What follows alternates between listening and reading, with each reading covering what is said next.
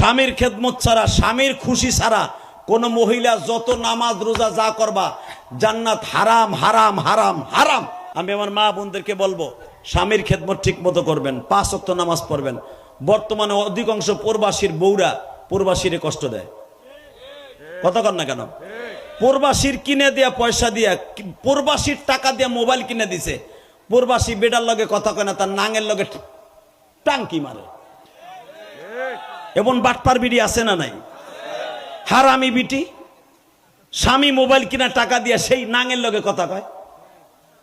তোর ভয় নাই হারামি? স্বামীর কষ্টের টাকা দিয়ে মোবাইল পাঠাইছে বিদেশ থেকে, মালয়েশিয়াতে, সিঙ্গাপুর থেকে, ইটালির থেকে, মগির ঘরে মগি কথা কয়। নাঙের লগে পুরান নাং আছে যেটা এক্স বয়ফ্রেন্ড, ওটার লগে কথা কয়। এক্স বয়ফ্রেন্ড আপনি বুড়া বুঝবেন না, মানে তার নাং নাং পুরান নাং। খবরদার, যে সমস্ত মহিলারা আমার ওয়াজ শুনতে আসছে, স্বামীর ভালোবাসার টাকা দিয়ে যদি অন্য পুরুষের সাথে কথা বলো, খোদার কসম তুই মা ফাতেমার সাথে জান্নাতে যেতে পারবি না। আল্লাহ আমার মা বোনদেরকে হেফাজত করুক, আমার মা বোনদেরকে হেফাজত করুক, আমার মা বোনদেরকে কবুল করুক। স্বামীর খেদমত ছাড়া, স্বামীর খুশি ছাড়া কোন মহিলা যত নামাজ রোজা যা করবা জান্নাত হারাম হারাম হারাম হারাম। অতএব এই আমল করার তৌফিক আল্লাহ দান করুক।